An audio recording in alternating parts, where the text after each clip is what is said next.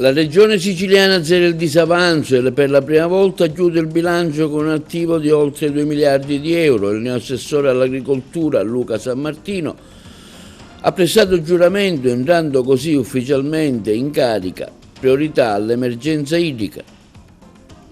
Proclamato lo stato di agitazione dei lavoratori del comune di Porto Empedocle, si attendono risposte dall'amministrazione comunale. Agrigento conquista la maglia nera per l'alta tassazione sulle imprese e quanto emerge dall'osservatorio sul fisco redatto dalla CNA di Agrigento. Il sindaco Cuffaro interviene sui cantieri stradali incompiuti, siamo ostaggio dell'ANAS, appello al ministro Salvini.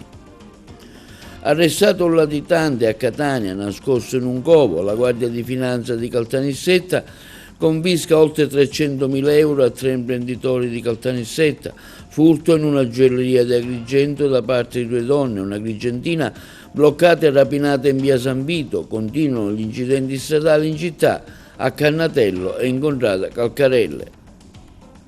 Panoramica degli anticipi di Serie D Girone I, la Castrum Favara perde in trasferta a Caltanissetta.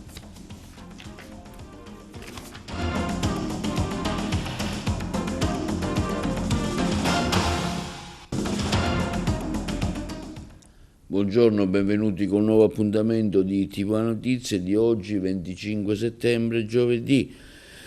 Economia, la regione azzera il disavanzo e chiude il rendiconto 2024 con 2,15 miliardi. Schifani, risultato storico, la Sicilia ora ha i conti in regola, dal deficit al surplus. Il dato emerge dal rendiconto generale 2024 approvato dalla Giunta. Il documento contabile evidenzia un recupero di oltre 3 miliardi di euro nell'ultimo esercizio, che ha permesso non solo di azzerare il disavanzo precedente dell'esercizio 2023 pari a poco più di 900 milioni di euro, ma anche di realizzare un avanzo superiore ai 2 miliardi di euro.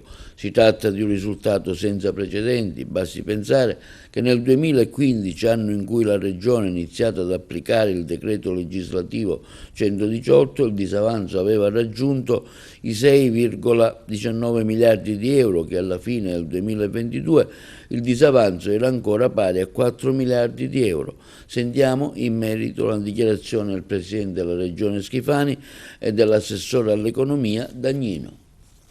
Il percorso di crescita della Sicilia che abbiamo avviato trova conferma oggettiva in queste nuove maggiori entrate. Questi sono numeri inconfutabili che danno il senso di una politica espansiva che guarda alle fasce deboli sì, ma anche all'industria, alla liquidità per le aziende, agli incentivi per le assunzioni.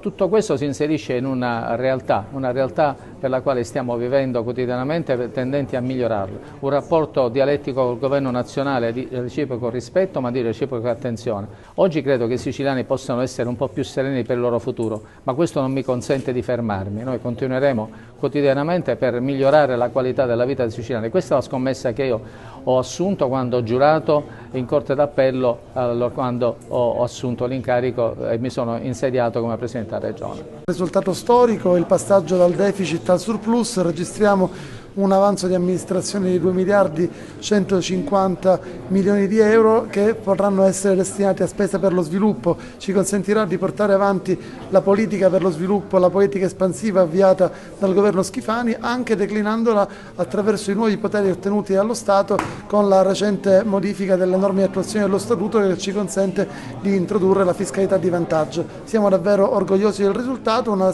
Sicilia, una regione che non si annovera più tra le regioni che arrancano, ma tra le regioni che guidano lo sviluppo dell'economia e della finanza italiana. Grazie. E Marcello Caruso, coordinatore regionale di Forza Italia, interviene sulle finanze regionali. Quello realizzato dal governo regionale, guidato dal presidente Renato Schifani, è un risultato storico sia sotto il profilo politico che tecnico. Grazie all'oculatezza delle scelte compiute in questi anni è stato possibile raggiungere un obiettivo che solo pochi anni fa sembrava un'utopia, azzerare un debito mostruoso di svariati miliardi di euro che aveva portato la regione siciliana sull'orlo della bancarotta. Il vero successo non è solo aver chiuso i conti in attivo, ma averlo fatto senza intaccare la capacità di spesa della stessa regione. Al contrario, oggi possiamo contare su oltre 2 miliardi di euro già disponibili per nuovi interventi a partire dalla prossima finanziaria, che sarà particolarmente espansiva e orientata al rilancio dell'economia siciliana. Il neo assessore all'agricoltura e vicepresidente della regione siciliana, Luca Sammartino, ha prestato il giuramento davanti al governatore Renato Schifani, entrando così ufficialmente in carica. Nel suo primo intervento ha annunciato la continuità con le politiche del predecessore, l'immediata attivazione di 35 milioni di euro per sostenere le aziende agricole colpite dalla crisi idrica. Il nuovo assessore ha posto anche l'accento sulle sfide imposte dalla politica europea al comparto della pesca siciliana, definendole grandi emergenze che richiedono interventi mirati e tempestivi. Sentiamo la dichiarazione del neo assessore all'agricoltura. Ricominciamo dalle priorità del governo Schifani, portate avanti in maniera straordinaria dal professore Barbagallo, che ringrazio per il lavoro e per la dedizione che ha profuso in questi anni. Ripartiamo da quello che i siciliani oggi si aspettano, l'emergenza idrica, con una straordinaria pianificazione messa in campo dal professore Barbagallo, che va portata avanti in Sicilia occidentale e in Sicilia orientale per ridurre le perdite d'acqua, ma soprattutto per dare maggiore certezza agli investimenti in agricoltura. Ripartiamo dalle grandi emergenze che la politica europea sta portando nel comparto della pesca siciliana. Noi siamo a fianco dei pescatori siciliani, ma soprattutto siamo a fianco di tutti i produttori che vogliono portare nelle tavole italiane il brand della Sicilia. Ogni pasto, ogni materia prima siciliana rappresenta l'identità e le radici e la storia di questa straordinaria regione. Il governo già nelle prossime ore sarà impegnato a portare avanti le riforme tanto attese alle organizzazioni dei produttori e dei sindacati, come il comparto forestale e quella dei consorzi di bonifica, ma soprattutto è impegnato a reintrodurre nuove economie per fare sì che le aziende siciliane possano competere sempre di più nei mercati internazionali. Ritardi, mancate risposte alle tante sollecitazioni dei lavoratori e servizi per i cittadini a rischio, proclamato lo stato di agitazione del personale del comune di Porto Empedocle, il nostro servizio. Proclamato lo stato di agitazione del personale del comune di Porto Empedocle per via di ritardi, di mancate risposte alle sollecitazioni dei lavoratori e servizi per i cittadini a rischio. La decisione è stata presa durante un'assemblea proclamata dalle sigle sindacali che hanno raccolto le proteste dei dipendenti dell'ente che ormai da tempo reclamano attenzione per la loro situazione. Durante il confronto al quale erano presenti anche i consiglieri comunali di opposizione, sono stati chiesti l'avvio della contrattazione decentrata per l'anno 2025, l'erogazione delle indennità di istituti obbligatori per il contratto, la ridistribuzione del personale in funzione dei fabbisogni dei vari settori, con vere e proprie disparità venutesi a creare nel trattamento riservato ai dipendenti.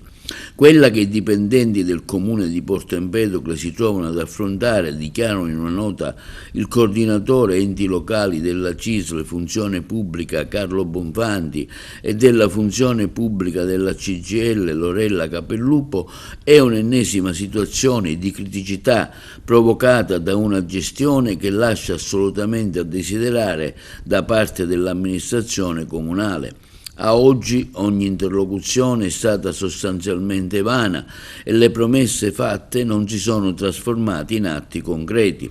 A pagarne le conseguenze sono ovviamente i lavoratori che attendono quanto dovuto e nel frattempo garantiscono i servizi per i cittadini tra mille difficoltà. Agrigento conquista la maglia nera con il 57,4% e risulta ultimo in classifica tra i 114 capoluoghi di provincia rispetto alla tassazione che grava sulle imprese, e quanto emerge dall'osservatorio sul fisco della CNA, comune che vai, fisco che trovi. A dichiararlo è Claudio Spoto, segretario della CNA, e Francesco Di Natali, presidente del nostro servizio. Agrigento conquista la maglia nera con il 57,4%, risulta ultima in classifica tra i 114 capoluoghi di provincia rispetto alla tassazione che grava sulle imprese. Emerge dall'osservatorio sul fisco della CNA, comune che vai, fisco che trovi, giunto alla sua 7ª edizione. Lo studio prende in esame in particolare le addizionali regionali e comunali sul reddito, l'IMU, l'imposizione per raccolta e la gestione dei rifiuti. Questo primato negativo, affermano i vertici provinciali della CNA, trova terreno fertile laddove è minore l'efficienza della gestione e della qualità dei servizi offerti ai cittadini e alle imprese. Il nostro territorio sotto questo aspetto vive certamente una condizione profondamente deficitaria, aggiungono il presidente Francesco Di Natale e il segretario Claudio Spoto della CNA di Agrigento, che penalizza ulteriormente il nostro fragile tessuto socio-economico. Tradotto in soldoni, ad Agrigento un'impresa è costretta a lavorare 210 giorni per pagare le tasse. Solo a partire dal 28 luglio l'imprenditore o l'artigiano potrà destinare i propri guadagni per soddisfare le esigenze personali e quelli della famiglia. Il tax free fee, evidenziano Di Natale e Spoto della CNA di Agrigento, arriva dunque alla fine del 7° mese, che introduce alle ferie agostane, in cui ovviamente tutto tace e niente si muove. Siamo di fronte a uno scenario drammatico che, se mai fosse necessario, denota come fare impresa dalle nostre parti sia veramente complesso e complicato, se si considerano anche le pesanti criticità legate ai collegamenti. La CNA di Agrigento, concludono i responsabili Di Natale e Spoto, lancia un accorato appello alle varie amministrazioni pubbliche, alle istituzioni locali, affinché siano concretamente alleate di chi ogni giorno con grande coraggio e fatica decide di alzare la saracinesca. L'elevata tassazione rappresenta un vincolo alla crescita d'impresa. Non va dimenticato che le micro, le piccole e medie imprese sono l'ossatura della nostra economia e senza di loro non potrà esserci sviluppo, occupazione e benessere. Sindaco di Raffatali, Silvio Cuffaro, interviene oggi sui cantieri stradali. La Sicilia, ostaggio dei cantieri ANAS, strade bloccate, cittadini dimenticate. Il sindaco di Raffatali, Silvio Cuffaro, interviene oggi sui cantieri stradali. La Sicilia, ostaggio di strade bloccate, cittadini dimenticati da parte dell'ANAS. In Sicilia la gestione dei lavori stradali e autostradali da parte dell'ANAS ha raggiunto livelli inaccettabili, ha dichiarato il sindaco Cuffaro. Cantieri interminabili, lavori che durano anni, interi tratti ridotti a percorsi e ostacoli. La presenza di operai nei cantieri è minima, in alcuni casi si vede un solo lavoratore che per mesi presidia lavori che avanzano a passo di lumaca. A rendere la situazione ancora più insostenibile sono i semafori piazzati lungo i cantieri che obbligano gli automobilisti e autotrasportatori a interminabili attese, trasformando ogni viaggio in un calvario. Il rispetto per l'utenza è pari a zero, un servizio pubblico gestito in questo modo è un insulto alla dignità dei cittadini costretti ogni giorno a subire disagi e perdite di tempo e costi aggiuntivi. Il sindaco Cuffaro si chiede perché in Italia non si stabilisce per legge che lavori stradali e autostradali vengano organizzati su 3 turni giornalieri, così da accelerarne il completamento. Perché non imporre che i lavori si svolgano soprattutto nelle ore notturne, quando il traffico è ridotto, come avviene in molti paesi europei? E ancora, perché i lavori per chiudere il cerchio autostradale siciliano vengono sempre appaltati da un solo lato? Perché non avviare contemporaneamente al tratto Acate-Gela già appaltato anche la Castelvetrano-Sciacca, così da abbreviare i tempi e rendere più credibile il completamento di questa infrastruttura fondamentale?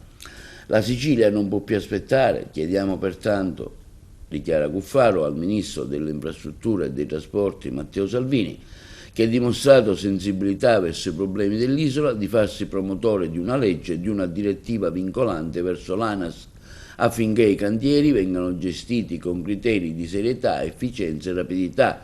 I siciliani hanno diritto a infrastrutture moderne e funzionali, ha concluso il primo cittadino Cuffaro, non a cantieri eterni che sembrano più ostacolo che soluzione. E l'associazione ambientalista Mare Amico di Agrigento interviene oggi sugli incendi che interessano i gabbioni contenenti pietre che anche questa mattina continuano a fumare, che contengono masse con tracce di zolfo. Stiamo vedendo appunto il video di Mare Amico, incontrata a Fagotto, al villaggio Mosè, e noi, afferma Mare Amico, come abbiamo fatto dall'inizio di questa vicenda, continueremo a chiedere a chi di competenza che ci facevano dentro i gabbioni queste pietre contenenti zolfo, da dove proviene questo materiale e quanti altri gabbioni contengono questo pericoloso pietrame. La Polizia di Stato di Catania ha arrestato un 36enne latitante da un anno, nascosto in un covo collegato a un appartamento di un familiare con interfono a circuito chiuso. L'uomo è stato individuato grazie a un'attenta indagine del commissariato di polizia di Lentini, i colleghi di Catania. Un arsenale a casa di un latitante a Lentini in provincia di Siracusa. L'uomo, ricercato da circa un anno, si nascondeva in un covo creato ad arte, un'abitazione collegata con un altro appartamento a disposizione di un familiare. Così l'uomo avrebbe avuto la possibilità di spostarsi agevolmente e di comunicare con un sistema di citofono a circuito chiuso, un modo per rendere le comunicazioni non intercettabili, restando all'interno della casa dove aveva anche un arsenale.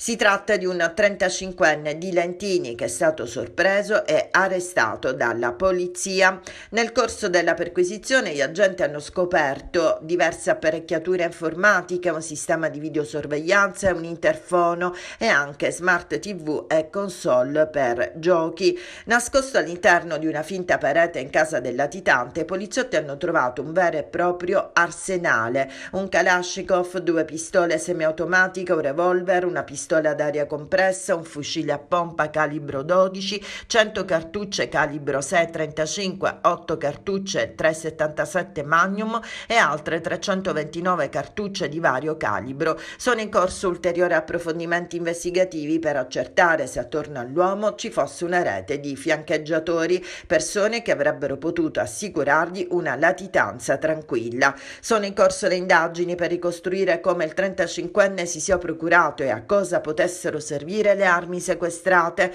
Un altro arsenale era stato trovato qualche giorno fa a Noto, sempre nel Siracusano. Guardia di Finanza di Caltanissetta, indebite compensazioni d'imposta, confiscati 300.000 euro a 3 imprenditori. La Guardia di Finanza di Caltanissetta ha eseguito 2 provvedimenti di confisca emessi dal Tribunale in Nisseno nei confronti di 3 soggetti ritenuti responsabili di aver utilizzato crediti fiscali fittizi per ottenere indebite compensazioni di imposte e contributi previdenziali. I provvedimenti dal valore complessivo di circa 300.000 euro sono il frutto di 2 sentenze di condanna nei confronti di 2 imprenditori del settore tessile e di un consulente, tutti operanti nel nord Italia. L'operazione si inserisce nell'ambito di una più ampia indagine coordinata dalla Procura della Repubblica di Caltanissetta che ha portato alla luce un sistema fraudolento ben strutturato basato sull'utilizzo di crediti inesistenti per evadere il fisco. Il meccanismo vedeva coinvolte decine di imprenditori su tutto il territorio nazionale guidati da un noto consulente della provincia ritenuto l'ideatore dello schema. L'indagine conclusa nel 2021 aveva già portato al deferimento di 67 persone e al sequestro di beni per oltre 25 milioni di euro, molti dei quali sono ancora oggetto di procedimento giudiziario. Tentato furto in una gioielleria ad Agrigento in via Cesare Battisti, a pochi passi dalla via Atenea, è successo ieri pomeriggio. 2 donne con indosso delle parrucche sicuramente italiane verso le 18:30 si sono presentate nell'attività commerciale per tentare di rubare gioielli e preziosi, un piano però che è fallito. L'improvvisa reazione del titolare le ha messe in fuga. Dopo la segnalazione del commerciante al 112, sul posto sono intervenuti gli agenti della sezione volanti della questura di Agrigento. Al vaglio degli investigatori le numerose immagini delle telecamere della zona al fine di identificare le responsabili. La squadra sopralluoghi della polizia scientifica ha effettuato i rilievi. Una Agrigentina è stata bloccata e rapinata mentre stava per salire sulla sua autovettura parcheggiata in via San Vito, nel centro di Agrigento. La vittima, dopo essere stata immobilizzata, è stata costretta a consegnare il portafogli. A entrare in azione un delinquente solitario con il volto parzialmente travisato che non ha mostrato armi, ha arraffato il bottino e fuggito a piedi. All'interno del portafogli la donna aveva alcune centinaia di euro, carte di credito e documenti. Immediato è scattato l'allarme del 112, i carabinieri hanno raccolto il racconto della vittima che per sua fortuna non è rimasta ferita. Sono state avviate le indagini, nessuna conferma ufficiale, ma i carabinieri avrebbero cercato telecamere di impianti di videosorveglianza sia pubblici che di privati cittadini per provare a individuare l'autore dell'azione criminale. E ancora incidenti stradali sulle strade di Agrigento, 2 feriti in altrettanti incidenti stradali. In viale Cannatello, a sottrarsi per cause in fase di accertamento, un'auto e una moto. Ad avere la peggio l'uomo a bordo del mezzo a 2 ruote, trasferito con un'ambulanza al pronto soccorso dell'ospedale San Giovanni di Dio per le cure del caso. Non versa in pericolo di vita. Intervenuti i vigili del fuoco, i poliziotti della sezione volanti della questura si sono occupati degli accertamenti. È incontrata a Calcarelle, nei pressi di alcuni istituti scolastici, una giovane studentessa è rimasta ferita, a sbattere per cause ancora non chiare. Sono state un'autovettura e una moto. La ragazza che era sullo scooter ha riportato delle ferite, è stata subito soccorsa dall'ambulanza del 118 e trasferita all'ospedale di Contrada Consolida. Assistenti all'autonomia delle scuole palermitane in protesta davanti all'assessorato della pubblica istruzione. Il servizio dedicato agli studenti diversamente abili non è ancora partito, creando grandi disagi alle famiglie. I colleghi di Palermo. A 10 giorni dall'inizio dell'anno scolastico non è partito il servizio degli assistenti all'autonomia nelle scuole del comune di Palermo, una criticità che si ripete anno dopo anno anche per le famiglie degli studenti. Stamattina davanti all'assessorato alla pubblica istruzione oltre 100 assistenti hanno manifestato il loro dissenso. Noi siamo qui oggi innanzitutto perché dobbiamo garantire i bambini in condizioni di disabilità che in questo momento sono scoperti. E poi perché ci sono delle condizioni contrattuali che a noi non stanno più bene. Noi attualmente lavoriamo in regime di prestazione d'opera intellettuale, vuol dire che siamo degli autonomi. Veniamo pagati a gettone, a ora, all'ordo 15,61 euro, al netto in alcune situazioni arriviamo a 6,50 euro. Noi siamo professionisti, siamo psicologi, siamo pedagogisti e questo trattamento ci sembra francamente inadeguato. Siamo qua anche perché attualmente non sappiamo in cosa consisterà il nuovo regolamento, ci sono delle modifiche rispetto alle modalità di liquidazione del nostro compenso, sappiamo che l'USR non si farà più da tramite tra il Comune e noi, ma non sappiamo attualmente in che modo e da chi verremo pagati. Io sono qua in qualità non solo di assistente all'autonomia ASECOM, ma anche e soprattutto in qualità di genitore. Ho una ragazzina di 13 anni che dall'inizio dell'anno scolastico, non solo quest'anno ma anche negli anni precedenti, è scoperta perché lei attualmente ha 18 ore per una scuola secondaria di primo grado, per cui l'insegnante di sostegno ha solo 18 ore, quindi è scoperta per alcune ore. Questa è una situazione molto pesante noi come famiglia e genitori, perché rivalutiamo quello che è l'inclusione e la figura dell'assistente all'autonomia, che è una figura assolutamente indispensabile, cosa che noi vorremmo fare capire qua all'assessore e al comune, perché questa figura è assolutamente da rivalutare. Una delegazione di assistenti alla comunicazione ha incontrato l'assessore, accompagnati tra gli altri dal consigliere comunale Dario Chinnici. Una criticità che si ripete anno dopo anno, ma ora stiamo intervenendo, intanto siamo qui presenti per mostrare la nostra vicinanza e la nostra solidarietà. Adesso stiamo parlando con l'assessore per risolvere il problema da subito, infatti è in itinere la pubblicazione della graduatoria, sono figure necessarie per il mondo della scuola, non è possibile che di anno in anno ci sono questi problemi, dobbiamo risolverli categoricamente e per questo insieme all'amministrazione ci stiamo mostrando tutti parte attiva per risolvere questo problema. Ponte sullo Stretto, la Corte dei Conti blocca il progetto, il servizio dei colleghi di Trapani. Nuova frenata per il ponte sullo Stretto. La Corte dei Conti ha sollevato dubbi sulla delibera con cui il CIPES aveva approvato il progetto definitivo dell'opera. Secondo i giudici contabili mancano elementi di chiarezza sia sui costi complessivi sia sul rispetto delle normative ambientali in un'area particolarmente delicata. A preoccupare non soltanto le cifre che rischiano di incidere pesantemente sui conti pubblici, ma anche possibili contrasti con i vincoli europei di tutela paesaggistica ed ambientale. In questo senso, la Corte dei Conti chiede al governo di fornire ulteriori spiegazioni anche alla luce delle osservazioni recentemente arrivate da Bruxelles. L'esecutivo, dal canto suo, continua a difendere il progetto definito strategico per lo sviluppo e l'integrazione tra la Sicilia e la Calabria, ma il percorso resta in salita. Per andare avanti sarà necessario rispondere punto per punto alle richieste dei magistrati contabili e dell'Unione Europea.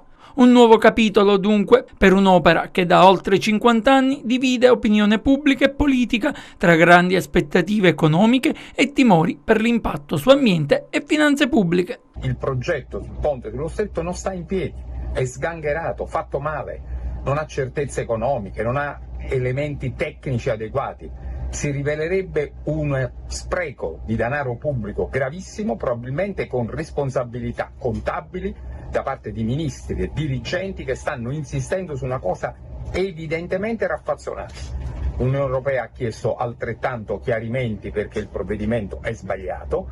Insistere su una cosa sbagliata, al di là delle valutazioni sì o no al ponte, è indecente. Il ponte sullo Stretto è l'opera ingegneristica più importante del secolo che farà brillare l'Italia agli occhi del mondo intero. Non c'è stata nessuna bocciatura da parte della Corte dei Conti sulla delibera CIPES, ma semplicemente richieste di chiarimenti e di integrazioni, come giusto che sia, che arriveranno nei tempi previsti. Non c'è stato un giorno, soltanto un giorno dall'inizio di questa legislatura, che le opposizioni non abbiano gridato allo scandalo in maniera del tutto strumentale e ideologica, ma noi siamo convinti di andare avanti nell'interesse del Paese e l'obiettivo è quello di chiudere questa legislatura con 2 anni di cantiere alle spalle.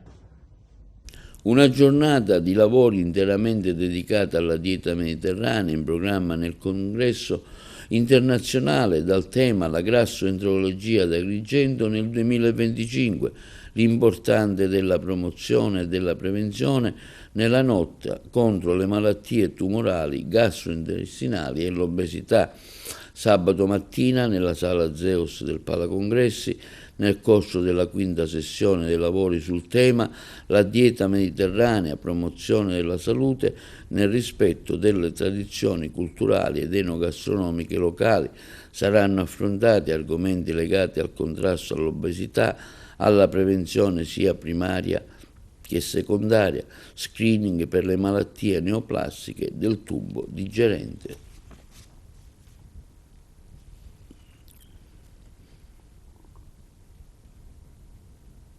Linea alla regia per la pubblicità.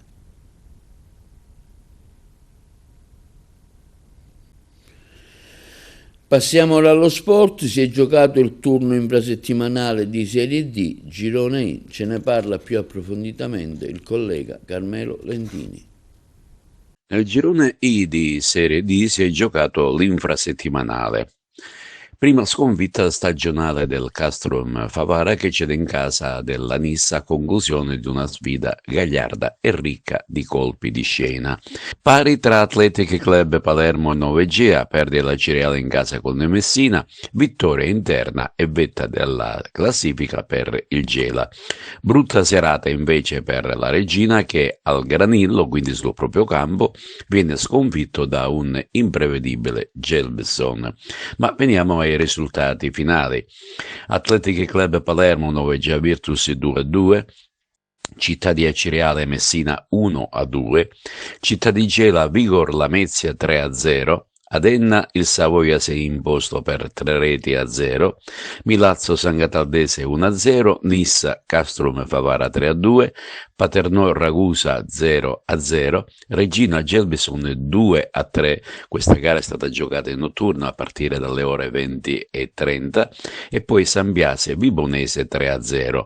Il prossimo turno, domenica 28 settembre, sarà un turno ricco di derby siciliani, un turno difficile che potrebbe ridisegnare la classifica generale. Dopo la sfortunata prova dell'infrasettimanale, il Castrum Favara è chiamato ad una nuova sfida esterna sul campo della Vibonese. Ma vediamo quali saranno i prossimi scontri. Athletic Club Palermo Acireale, Messina Paternò, 9 Gea Virtus Enna, Ragusa Nissa, San Cataldese Città di Gela. Sino a qua praticamente i 5 derby siciliani. Poi Vibonese Castrum Favara, Gelbison Milazzo, Savoia Regina e Vigor Lamezia San Biase.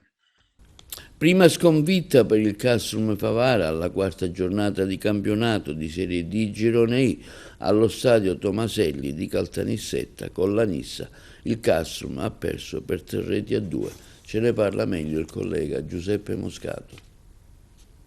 Dal paradiso all'inferno in pochi minuti è quanto successo alla Castrum Favara, che nella quarta giornata del campionato di Serie D ha visto sfumare la sua prima vittoria.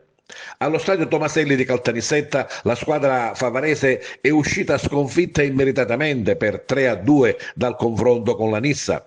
Una sconfitta che lascia l'amaro in bocca non solo per il risultato finale, ma per il modo in cui è arrivata. Una beffa maturata nei minuti di recupero, quando ormai tutto sembrava indirizzato verso un giusto successo. La squadra favarese domina il primo tempo, creando numerose occasioni da gol. Favara che va in vantaggio al 42esimo con De Min di testa, e con il raddoppio che arriva 3 minuti dopo con un bel tiro di piazza. Il 2-0 è servito. La Nissa va al riposo in svantaggio di 2 reti e sotto i fischi dei propri tifosi, visibilmente delusi dalla prestazione della loro squadra. Nel secondo tempo la Nissa prova a reagire, ma il Favara non accenna a calare il ritmo. La Nissa riapre la partita al 62esimo con un gol di Palermo che fa esplodere il pubblico di casa. La Castrum Favara non si fa intimorire e continua a macinare gioco, sfiorando più volte il 3-1. Clamorosa l'azione di Vaccaro con un difensore che compie un autentico miracolo respingendo sulla linea di porta un tiro ravvicinato. La speranza di portare a casa i 3 punti è ancora viva, ma poco dopo, su un capovolgimento di fronte, la Nissa all'88esimo trova il gol del 2-2 con Terranova, pareggiando la partita in modo sorprendente.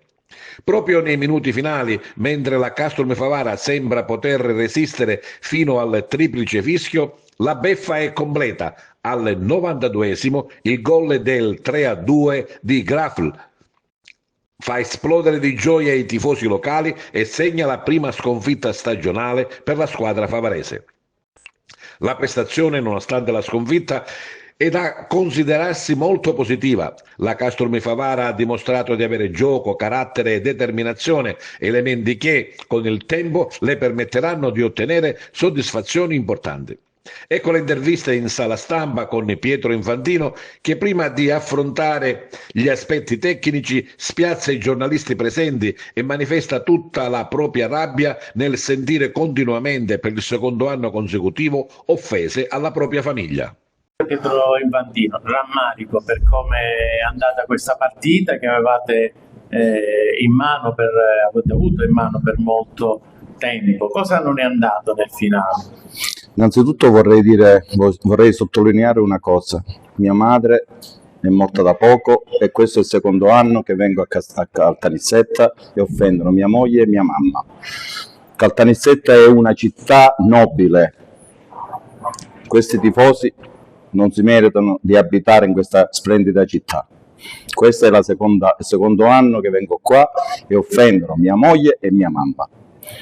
Il calcio non c'entra nulla, devo fare i complimenti ai miei uomini per come hanno affrontato con grande personalità, con grande gioco, con grande qualità questa corazzata, perché non la scopro io la Nissa è stata costruita per lottare con la Regina per vincere questo campionato.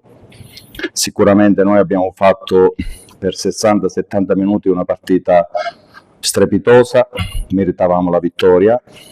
Siamo stati sfortunati sul 2-1, abbiamo sbagliato due volte abbiamo sbagliato, ci sono stati 2 salvataggi sulla linea del 3-1, poi si sa, abbiamo pagato un po' di stanchezza, l'abbiamo pagato perché domenica no, ma noi siamo soddisfatti, però non siamo stati gratificati per la qualità del gioco e per il risultato. Certe situazioni non mi sono piaciute, però me le tengo per me. Solamente sono molto orgoglioso dei miei giocatori.